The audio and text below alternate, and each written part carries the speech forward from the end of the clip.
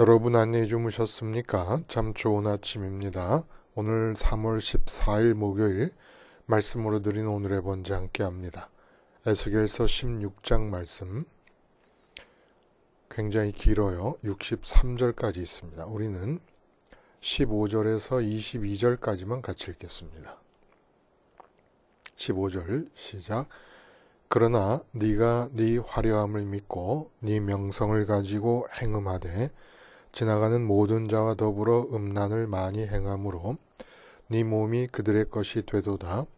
네가 네 의복을 가지고 너를 위하여 각색으로 산당을 꾸미고 거기서 행음하였나니 이런 일은 전무후무하니라. 네가 또 내가 준 금, 은 장식품으로 너를 위하여 남자 우상을 만들어 행음하며 또 네 수놓은 옷을 그 우상에게 입히고 나의 기름과 향을 그 앞에 베풀며 또 내가 네게 주어 먹게 한 내 음식을 곧 고운 밀가루와 기름과 꿀을 네가 그 앞에 베풀어 향기를 삼았나니 과연 그렇게 하였느니라. 주 여호와의 말씀이니라. 또 네가 나를 위하여 낳은 네 자녀를 그들에게 데리고 가서 드려 제물로 삼아 불살랐느니라. 네가 네 음행을 작은 일로 여겨서 나의 자녀들을 죽여 우상에게 넘겨 불 가운데로 지나가게 하였느냐. 네가 어렸을 때에 벌거벗은 몸이었으며 피투성이가 되어서 발짓하던 것을 기억하지 아니하고 네가 모든 가증한 일과 음란을 행하였느니라. 오늘 우리가 함께 읽은 말씀 중심으로 선민이 흘리지 말아야 할 것이라는 제목의 하나님 말씀 증거합니다. 선민이 흘리지 말아야 할 것.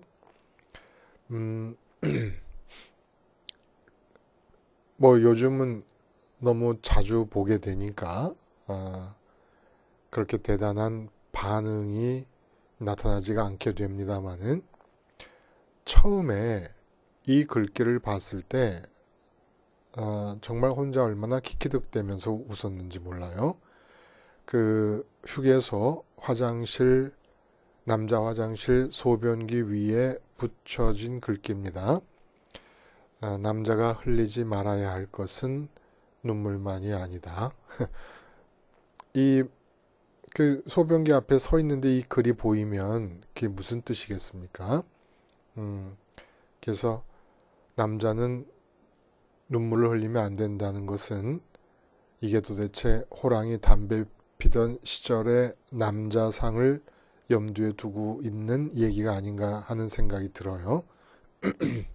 남자가 모든 감정이 이 원활하고 원만한 게 좋은 것이죠. 굳이 울지 않고 있는 이유가 뭐겠습니까? 울어야 남자예요. 울 수 있어야 남자죠. 근데 이 흘린다라고 하는 단어가 재밌어요. 우리 흔히 눈물을 흘리다. 그렇죠. 눈물을 흘리죠. 콧물을 흘리다. 그리고 또 그와는 다르게 커피를 흘린다. 이런 또 말을 합니다. 밥알을 흘리고 커피를 흘리는 것처럼 이런 용례와는 또 다르게 지갑을 어디다 잊어버리고 우산을 갖고 왔다 잊어버리면 엄마가 야단을 치면서 뭐라 그래요? 그쵸. 줄줄 흘리고 다녀요. 줄줄 흘리고 다녀. 지갑을 잃어버렸다든지 우산을 잃어버렸다든지 내 물건을 어디다 놓고 온 것도 흘린다라는 얘기를 합니다. 그리고 소문이나 정보 등을 밖에다가 알리는 것도 흘린다. 이렇게 있어요. 다양한 경우로 이 흘리다라는 단어가 써 있는데 사실은 크게 보면 다 한 가지 의미예요. 밖으로 세게하거나 떨어뜨리는 걸 말하는 겁니다. 그러니까 우리식으로 말을 좀 바꿔보면 무엇인가가 마땅히 있어야 될 곳을 벗어나게 한다라는 의미가 있다는 겁니다. 눈물이다. 그러면 눈물샘 안에 있다가 밖으로 나오는 거예요. 무엇인가가 마땅히 있어야 될 곳을 벗어나게 한다. 밖으로 세게 하거나 떨어뜨린다. 커피나 밥알은 커피잔에 있거나 밥그릇 안에 있어야 됩니다. 근데 커피잔에 있거나 입속에 있지 않고 입속에도 없고 커피잔에도 있지 않는 커피는 흘린 커피예요. 밥알도 마찬가지죠. 밥그릇 안에 있거나 입속에 있어야 되는데 입속에도 있지 않고 밥그릇 안에도 있지 않는 밥알은 흘린 밥알이 되는 겁니다. 지갑을 흘린다 할 때도 내 주머니 안에 있거나 내 손 안에 있어야 될 것이 주머니도 손도 아닌 다른 곳에 있게 될 때 흘린 것이죠. 정보나 소문도 정보도 그 정보를 가지고 있어야 될 사람들에게 머물고 있는 것이 아니라 다른 쪽 바깥으로 나가게 되면 흘리는 것입니다. 그래서 남자가 흘리지 말아야 될 것은 눈물만이 아니다. 그러면 여자가 흘리지 말아야 될 것은 뭡니까? 그냥 제가 마음대로 생각해 보건데 여자는 입가나 눈가에 웃음을 아무 때나 흘리고 다니면 안 됩니다. 그러면 남자들이 어리석어 가지고 그저 여자가 입가에 눈가에 웃음, 더군다나 그윽한 웃음을 흘리고 있으면 자기를 좋아하는 줄 알아버려요. 그래서 아주 봉변당합니다. 그러니까 조심해야 되죠. 아무데나 들이대고 쫓아다닐 것이니까. 이처럼 이 흘리지 말아야 된다는 것이 참 재밌는 상황을 만들어냅니다. 그러니까 웃음이라는 게 어떤 특정한 관계 안에서 여자가 예를 들어 남편이다 그러면 남편과의 관계라는 커피잔 안에서만 나와야 될 커피가 여자의 그윽한 웃음인 거예요. 한꺼번에 여럿이 모여서 대화를 하는 중에 웃는 것은 그 분위기에서 웃는 것이지만은 이 그윽한 웃음은 남편과 둘이 있던 남편과의 관계라는 찻잔 속에 들어있는 커피라야지. 그리고 남편의 눈으로 확인되어지는 그런 커피라야지. 이게 남편과의 관계라는 것을 떠났는데도 그윽한 웃음을 띠고 있다. 아, 이건 웃음을 흘리는 거거든요. 응? 그래서 이 흘린다고 하면은 반드시 그래서 어떻게 되냐면은 지저분함과 더러움이 발생합니다. 우리가 여러 번 반복해서 확인하는 청결의 정의, 다시 한번 기억해 보면 있어야 할 것이 있어야 할 곳에 있는 상태. 그런데 흘리다라는 것은 있어야 할 것이 있어야 할 곳 밖으로 나가 있게 된 상태. 그러므로 청결이 사라진 겁니다. 지저분하고 더러워지는 거예요. 남자가 흘리지 말아야 될 것은 눈물과 소변이고 여자가 흘리지 말아야 될 것은 입가와 눈가에 띄는 그윽한 웃음입니다. 그러면 선민이 흘리지 말아야 될 것은 뭘까요, 여러분? 선민. 하나님께 선택받은 사람들이 흘리지 말아야 될 것. 바로 기쁨입니다. 기쁨. 기쁨을 흘린다는 것은 양복을 입고 짜장면을 먹거나 짬뽕을 먹거나 육개장을 먹다가 와이셔츠나 양복에 짜장 소스가 흘려 떨어지든지 짬뽕 국물이 흘려지든지 그런 것과 같은 것이라는 겁니다. 선민은 기쁨을 표현하는 사람이에요. 기쁨을 흘리면 안 됩니다. 그러면 기쁨을 표현한다는 것과 흘리는 것은 어떤 차이를 갖고 있는 것일까? 커피가 커피잔에 담겨서 커피 향을 내고 있습니다. 커피 색을 띠고 커피 향을 내고요. 그리고 입에 담겨졌을 때 커피 맛이 느껴집니다. 이거는 기쁨을 표현하는 것이에요. 근데 커피를 옮기다가 쏟아지는 커피, 또 마시다가 흘리는 커피, 다 지저분하게 되지 않습니까? 이게 기쁨을 흘리는 거예요. 기쁨을 표현하는 것과 기쁨을 흘리는 것은 이렇게 다르다는 겁니다. 그러니까 적확한 상황에서 기뻐하는 것은 기쁨을 표현하는 것이지만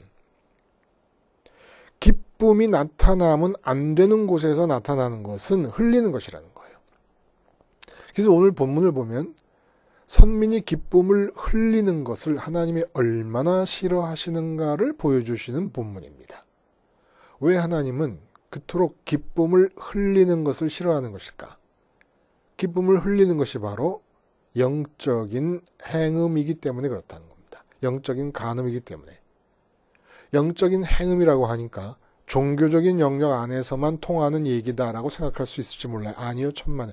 기쁨이라는 것 자체가 종교건 종교가 아니건 우리 삶 전반에 걸쳐서 문제가 되는 것 아닙니까? 그러니까 예를 들어 돈을 벌어서 기뻐한다. 그럼 바로 그 현장에서 영적인 간음 행위가 벌어지고 있다는 겁니다. 기쁨이라고 하는 것은 결론부터 말씀을 드리자면 창세 이전에 아들 하나님과 아버지 하나님과 성령 하나님이 삼위일체가 되시면서 그 삼위일체 되심으로부터 발생한 특산물입니다. 기쁨이라는 것은 이 세상에는 원래 존재하지 않는 거예요. 근데 인간을 지으셨습니다. 인간을 지으신 이유는 기뻐하도록 지으신 거예요. 기쁨을 목적으로 해서 인간을 지으신 겁니다. 그럼 어떻게 인간이 기뻐합니까? 삼위일체 하나님의 삼위일체 되심에 참여함으로써. 그래서 기쁨이 커피라면 삼위일체 되심이 바로 커피 잔이에요. 그래서 그 커피 잔을 들고 내가 입에 기쁨을 마시는 자가 되도록 인간을 창조하신 것입니다. 근데 기쁨을 흘린다는 건 뭐예요? 삼위일체 하나님 안에서만 발생하는 그 기쁨을 돈을 벌어서 찾으려고 그래요. 그러면 이 돈이라고 하는 것에서 기쁨을 느낀다는 것은 기쁨을 흘리는 거라는 겁니다. 그리고 자식이 형통하는 걸 보고 기쁘려고 해요. 기쁨을 흘리고 있는 거라는 겁니다. 승진해서 기쁘려고 해요. 기쁨을 흘리고 있는 거예요. 근데 이게 행음이라는 것입니다. 간음이라는 거예요. 그러니까 우리는 지금 사실은 이제까지 살아온 우리의 삶을 가만히 되돌아보면은 저나 여러분이나 할 것 없이 모두가 행음으로만 살았던 거예요. 팔을 움직여도 행음이요, 다리를 움직여 걸어도 행음이요, 뭘 생각해도 행음이고, 계획해도 행음이고, 추진해도 행음이고, 다 행음인 거예요. 왜냐하면 하나님에게서만 발생하는 기쁨을 다른 데서 찾으려고 하며 살았으니까. 그 이야기를 보면 이렇습니다. 오늘 본문을 듣다 보면 에스겔이 하나님과 선민의 관계를 남녀 관계로 비유를 해요. 그러니까 또돌이 불황민에 불과했던 히브리족 야곱의 가족들 70인을 애굽으로 이주시켜서 430년 동안 250만 명이 되도록 번성하게 하시고, 그리고 출애굽시키시고 시내산 계약을 맺어요. 결혼하신 거죠. 그리고 이스라엘 이 민족이 왕국으로 성장하도록 사랑과 은혜를 베푸셨습니다. 이 역사를 남녀관계로 비유하셔서 어떻게 비유를 하느냐 하면 이 세상에서조차 그 출생이 환영받지 못한 채 버려진 계집아이로 애굽으로 내려간 야곱 가족의 70명을 비유합니다. 그러니까 이 근본이 가나안 족속이고 아비는 아모리고 어미는 헷 족속이다 이렇게 얘기하는 것은 가나안 족속이나 아모리 족속이나 헷 족속은 이스라엘의 역사 속에서 용서하면 안 되는 대적들이었습니다. 근데 야곱의 가족이 그 근본이 이런 자들이라고 하는 얘기는 이렇게 대적 삼아 무찔러야 될 이 족속들보다 나은 게 하나도 없는 사람들인 것을, 버림받은 계집아이 같은 처지에 있던 것을 하나님이 주워다가 양육해서 왕비까지 삼았다는 거예요. 하나님의 아내가 됐으니 신해산 계약의 결혼식이 왕비가 되는 결혼식 아니었겠습니까? 그리고 왕국으로 발전시켜 놨더니 왕비가 돼서 온갖 사치스러운 귀중품으로 온 몸을 치장하고는 기껏 한다는 일이 남편 되시는 하나님을 떠나서 다른 남자들과 행음을 하는데, 근데 이 행음의 정도가 어느 정도냐면 죄악으로 멸망한 대명사격인 소돔과 사마리아보다 더 악하다는 겁니다. 그러니까 세상의 모든 창녀들이 더럽기 그지없다고 전제하고, 그러나 이 선민의 더러움은 창녀보다 더하다는 거예요. 창녀들은 호구지책으로 몸밖에 갖고 있는 것이 없으니까 먹고 살 길이 막연해서 몸을 팔아서 돈을 받아 먹고 살지만, 이 선민의 행음은 어떤 상태냐면 자발적으로 돈을 줘가면서 정부를 불러다가 행음을 한 그런 상태라는 거예요. 오늘 한번 본문을 쭉 읽어보시면 와, 이건 뭐 정말 참담한 얘기입니다. 참담한 얘기. 응? 이런 행음을 자행했다는 거예요. 그리고 그 행음의 내용이 뭐냐면 바로 우상숭배와 강대국과의 동맹이라는 겁니다. 그리고 우상숭배와 강대국과의 동맹관계를 맺는 것이 그 의도에 있어서 공통점이 있어요. 공통점. 뭡니까? 의존하는 거예요. 의존. 왜 우상을 숭배하고 강대국을 숭배합니까? 우상도 자기보다 힘이 세다고 믿는 것이고 강대국도 힘이 세다고 믿는 겁니다. 그래서 선민이 자발적으로 이런 종류의 강력함을 동원하는 거예요. 의존적이지만 실제로는 내가 주체가 돼 있으면서 동원하는 겁니다. 강대국과의 동맹관계도 종속적이고 굴종적인 태도를 취하더라도 종속적이고 굴종적인 것을 주체적으로 하면서 끌어들이는 것이니까 내가 의존하고 끌어들이는 거죠. 그래서 33절에 말씀드린 대로 사람들은 모든 창기에게 선물을 주거늘 오직 너는 네 모든 정든 자에게, 정부를 말하는 거죠. 정부에게 선물을 주며 값을 주어서 사방에서 와서 너와 행음하게 한다. 그러니까 행음의 수준이 창녀를 넘어간다는 거예요. 왜냐하면 자발성이 들어있으니까. 창녀는 불쌍한 처지에 태어나서 먹고 살자니 할 수 없이 창녀 짓을 하지만 지금 선민이 하는 행음의 상태는 비유적으로 말하면 아예 행음 자체를 목적으로 하는 자발성이 들어있다는 겁니다. 왕비의 행음인 거예요. 왕비의 행음. 마치 먼저 마음속에서 행음의 욕구가 불타오르고 있을 때 그 욕정을 해소할 상대방 남자를 찾는 것과 같다는 겁니다. 여기서 우상과 강대국은 그에 앞서 마음속에서 일어나는 불타는 욕정에 얻어 걸린 여러 정부들 중에 하나에 불과하다는 겁니다. 그러므로 이 본문을 통해 우리가 느낄 수 있는 건 문제의 뿌리는 뭐냐? 그 마음속에서 불타듯이 일어나는 행음의 욕구라는 거예요. 그 행음의 욕구를 해소시키기 위해서 우상 숭배를 하고 강대국과의 동맹을 맺는다는 겁니다. 그러므로 더 근원적인 행음의 뿌리는 마음속에 이미 이루어지고 있다는 거예요. 행음이 마음속에서 이미 이루어지고 있다는 겁니다. 우상 숭배와 강대국을 섬기는 것은 마음속에서 일어난 행음이 외적으로 드러난 것에 불과한 것입니다. 만약에 마음속에서 행음이 벌어지지 않았다면 외적으로도 행음이 일어나지 않았을 것이에요. 그럼 마음속 행음이라는 건 도대체 뭡니까? 다른 신을 품고 있다는 거예요. 다른 신을. 우리가 다른 신 할 때 여기서 말하는 신의 정의를 어떻게 우리가 세웠습니까? 내 마음에 궁극적으로 만족과 기쁨을 준다고 믿어지는 대상. 예를 들어 풍요와 다산. 이 선민들이 좋았던 부자 되는 것과 부흥하는 것. 부자됨과 부흥. 이것이 다른 신인 거예요. 그 부자 되면 기쁠 거라고 믿고 만족할 거라고 믿으니까. 부흥하면 기쁠 거라고 믿으니까. 그 다음에 이렇게 부자라는 다른 신, 부흥이라는 다른 신과 이미 마음에서 간음이 일어난 겁니다.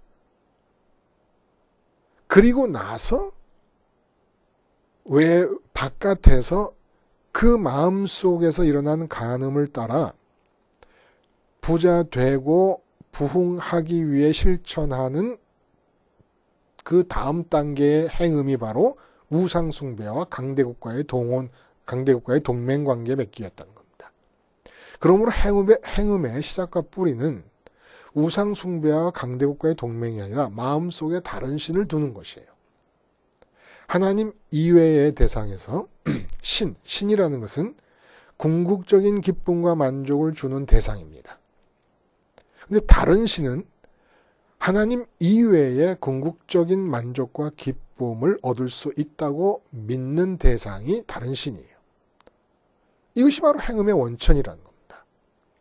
그래서 이 인간의 만족과 기쁨이라는 것은 원천적으로 오직 하나님과의 관계에 들어있는 커피예요. 하나님과의 관계라는 잔에 들어있는 커피란 말입니다. 그래서 기쁨은 하나님을 떠나서는 아예 없는 거예요. 에덴에서 쫓겨났다는 것이 뜻하는 바가 바로 그걸 말하는 겁니다. 하나님과 등지고 에덴에서 쫓겨났으므로 이 땅에서는 기쁨이 없는 거예요. 근데 예를 들어서 돈 때문에 기쁘다. 그러면 커피를 잔 밖으로 흘리는 듯이 기쁨을 흘리는 겁니다. 이것이 바로 영이신 하나님을 제쳐버리고 돈이라는 정부와 함께 마음속에서 행하는 행음인 거예요. 그 마음에 다른 신을 품고 마음속으로 행음하는 것, 그리고 이렇게 마음속으로 다른 신을 품은 다음에 그 신을 섬기기 위해 취하는 두 번째 단계의 모든 조처가 바로 우상숭배고 뭡니까? 강대국과의 동맹과 같은 행음의 연장이라는 겁니다. 예를 한번 들어봅니다. 자, 내가 사업을 해요. 그러면 이제 사업의 흑자 경영을 통해서 만족과 기쁨을 얻으려고 합니다. 그럼 이제 사업이 다른 신이 돼버린 거예요. 마음속에서 이미 다른 신과 행음이 이루어진 겁니다. 기쁨을 다른 곳에서 찾는 것이 기쁨을 흘리는 것이고 행음하는 것이에요. 자, 하나님과 남녀 관계로 비유될 수 있는 그런 관계를 갖는 사람은 당연히 기쁨을 남편이신 하나님께 얻어야 되는 것인데 그 기쁨을 다른 남자에게서 얻으려고 하는 게 행음 아닙니까? 그 다른 남자가 지금 사업이라는 거예요. 그러면 이제 이렇게 마음속에서 이루어진 행음을 따라서 2단계의 행음이 벌어집니다. 뭡니까? 사업의 흑자 경영을 위해서 인재를 등용합니다. 그러면 이 인재 등용이라고 하는 것이 바로 우상숭배의 단계고 강대국과 동맹을 맺는 그 위치에서 벌어지는 일이라는 거예요. 2단계에서 벌어지는 일. 마음속에서 사업으로 행복하고 기쁘고 만족하겠다는 행음이 이루어집니다. 그 다음 단계로 인재를 등용합니다. 인재 등용이 바로 풍요와 다산을 다른 신으로 마음속에서 섬김에 행음했던 선민 이스라엘 사람들, 유다 백성들이 다음 단계로 행한 우상숭배의 자리에 강대국과 동맹 맺은 자리에 바로 있는 거라는 거예요. 인재 등용이 아니면 은행 가서 대출을 받기 위해 상담을 했다. 그게 바로 행음이라는 거예요. 그럼 우리 이런 질문을 해요. 아니, 사업하는 사람이 인재를 등용해야지. 은행 가서 대출을 받아야지. 투자금을 대출을 받아야지. 그럼 이거 안 하고 어떻게 하느냐? 문제의 출발점을 잘 살펴보면 이렇게 기쁨을 흘리지 않고 기쁨을 표현하면서도 사업을 할 수 있다는 거예요. 응? 왜 기쁨을 질질 흘리고 다니자는 겁니다. 하나님과의 관계에서만 발생할 수 있는 기쁨은 하나님과의 관계라는 커피잔에 담겨진 커피라야지. 그걸 왜 사업이라는 쪽에서 기쁨을 찾고 기쁨을 느끼면서 기쁨을 흘리고 다니냐는 겁니다. 그러니까 행음이에요. 행음하면 더러워지고 지저분해지고 복잡해집니다. 왜 이렇게 사업하는데 쌈박한 게 없고 분명하고 명확한 게 없이 되는 일도 하나도 없이 힘만 드는 줄 아십니까? 더럽고 추악하고 행음하는 일을 나 스스로가 반복하고 있기 때문에 거기에 행복이 주어질 수가 없고 쌈박한 결말이 날 수가 없습니다. 행음하고서 어떻게 쌈박한 결말이 날 수가 있겠어요?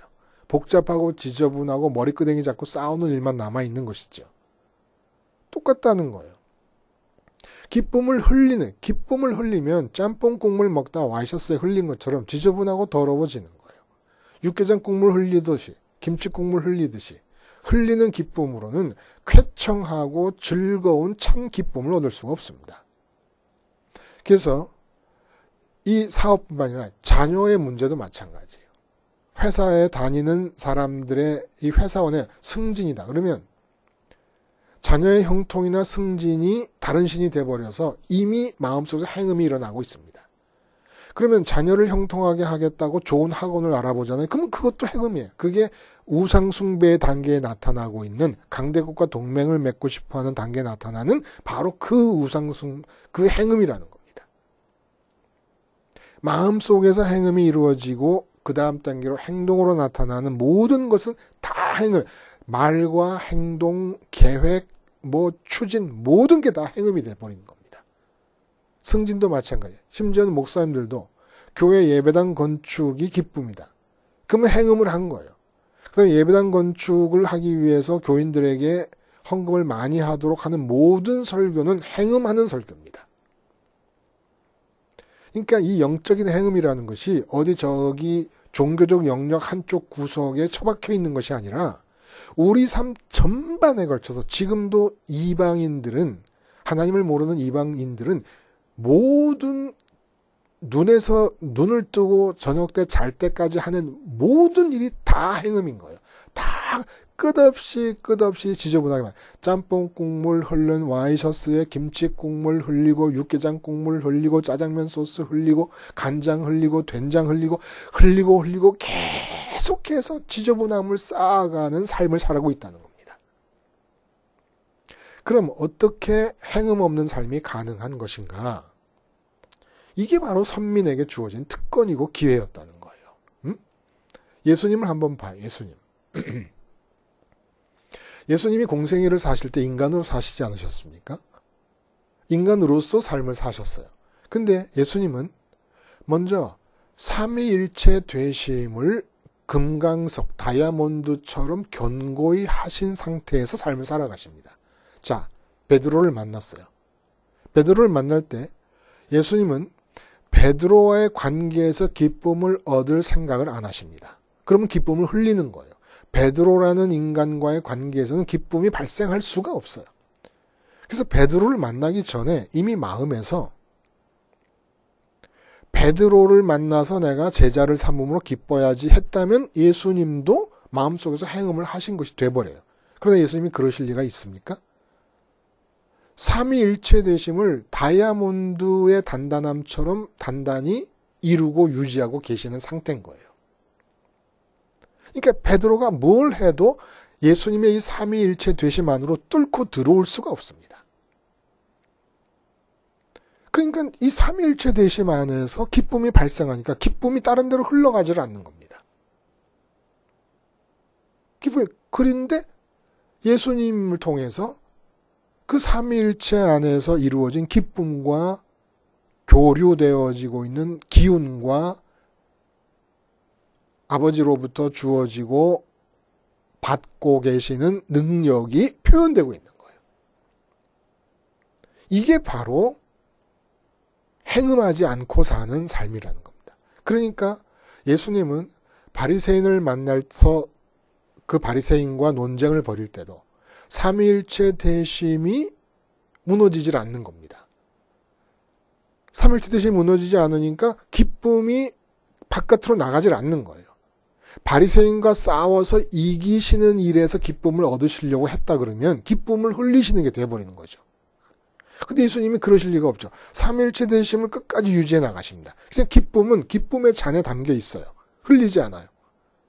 그러다 보니까 그 삼위일체 안에서 바리새인을 향한 하나님 아버지의 뜻이 표현되는 겁니다. 바리새인에 대한 하나님 아버지의 뜻이 표현하는 거예요. 배고픈 오병이어 기적의 수혜자들을 만나실 때도 풍랑을 만나실 때도, 성전 정화를 하실 때도 예수님은 항상 삼위일체가 먼저 마음에서 이루어지고 있는 상태에서 만나신 겁니다.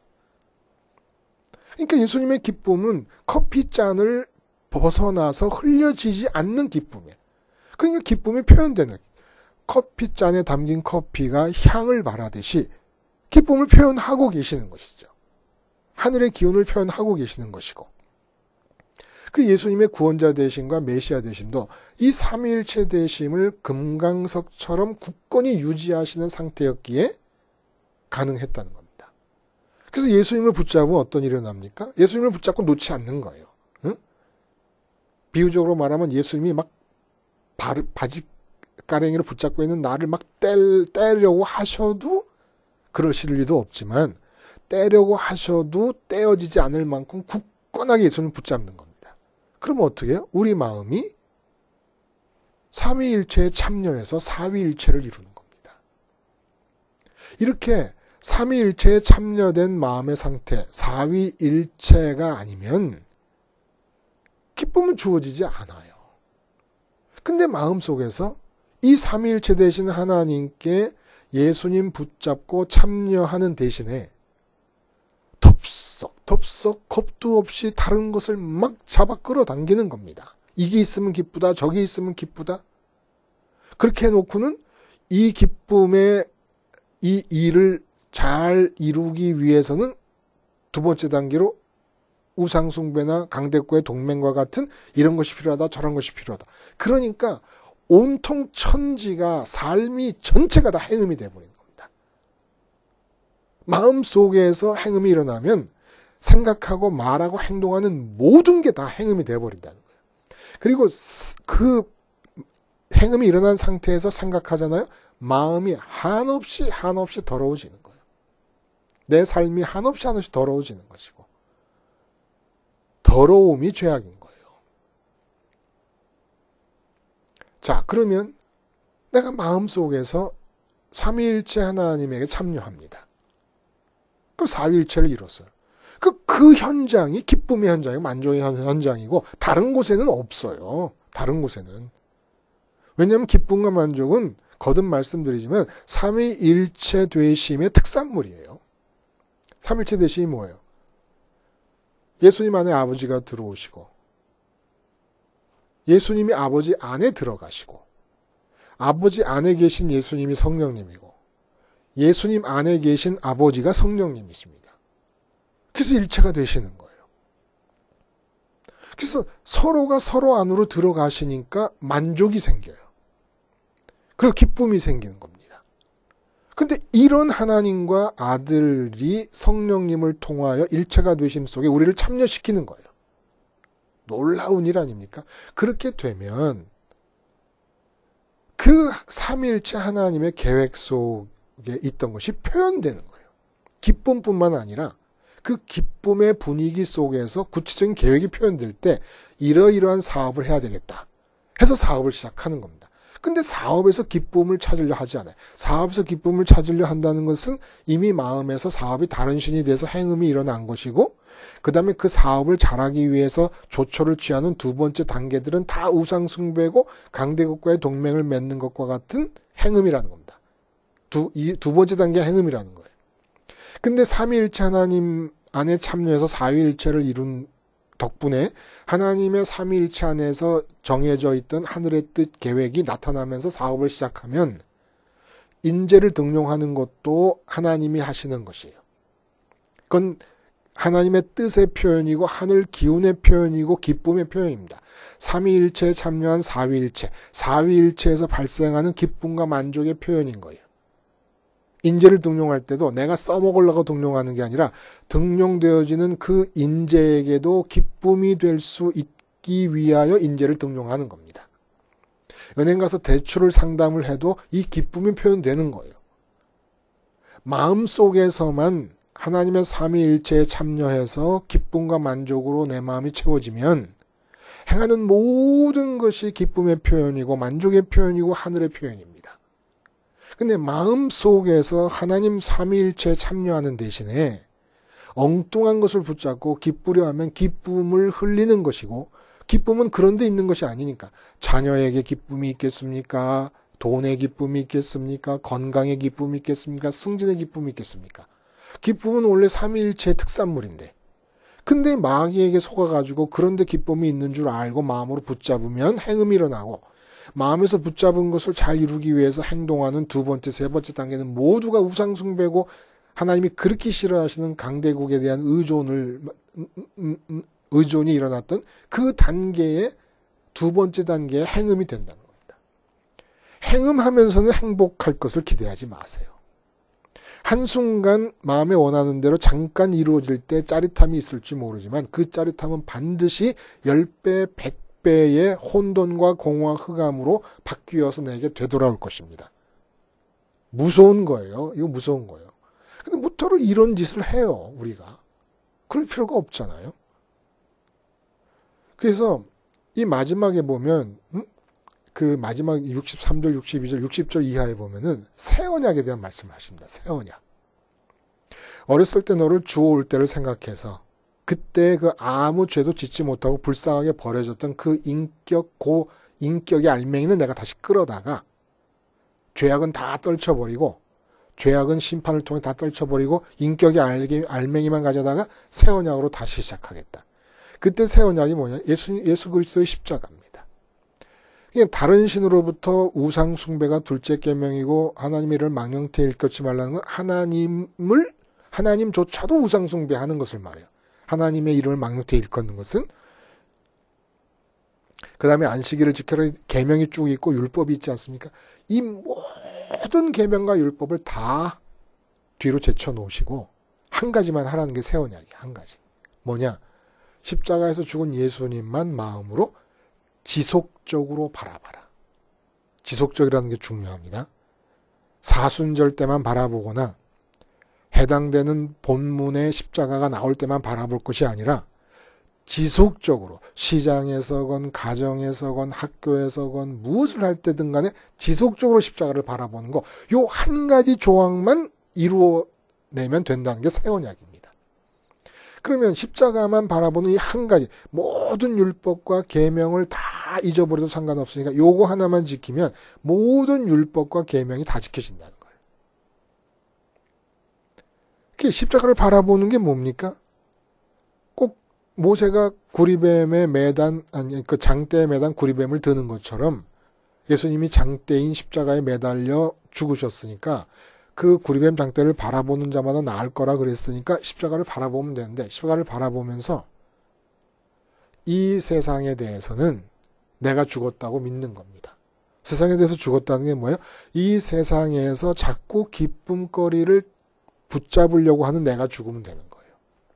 마음속으로 다른 신을 붙잡고 행음하려는 내가 죽으면 되는 거라는 겁니다.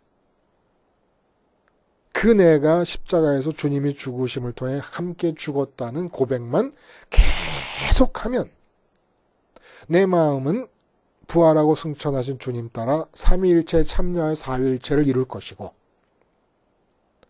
그리고 계속 그 상태를 유지하고 십자가를 바라보고 있으면 내 몸과 몸뿐만 아니라 내 지정의의 모든 능력이 하나님의 장중에 붙들려서 하늘이 표현되는, 하늘의 기쁨이 표현되고 하늘의 만족이 표현되는 하나의 수단으로 사용될 수 있게 된다는 겁니다.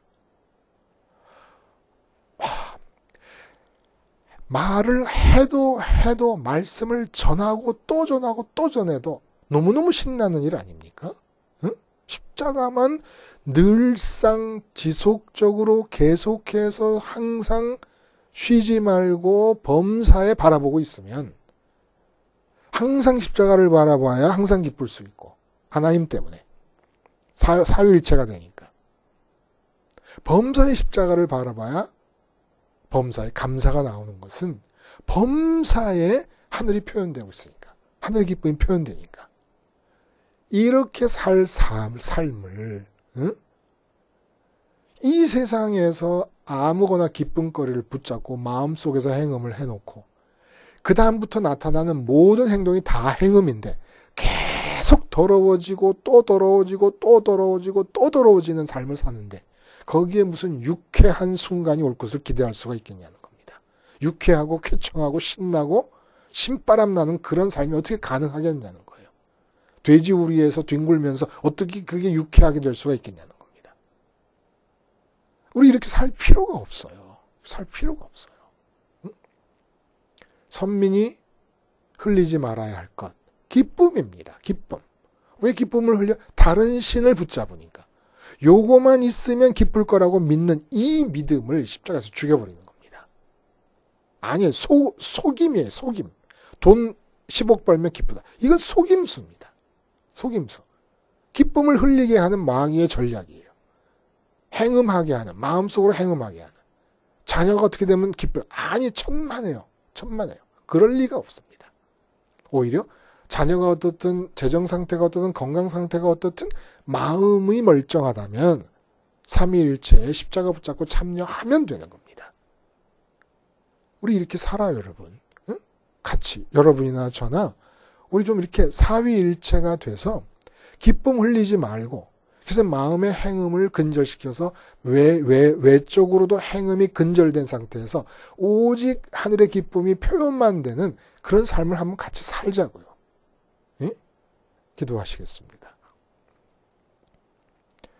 하나님, 영원한 새 언약 되시는 우리 주님의 십자가를 늘상 항상 쉬지 않고 범사에 바라봄으로써 정말 하늘이 표현되는 삶, 마음속에서부터 행동과 말과 생각까지 모든 면에서 행음이 끊어지는 정말 쾌청한 삶을 살 수 있도록 우리의 마음을 십자가에 꽁꽁 묶어 주시옵소서. 예수님의 이름으로 기도드리옵나이다. 아멘.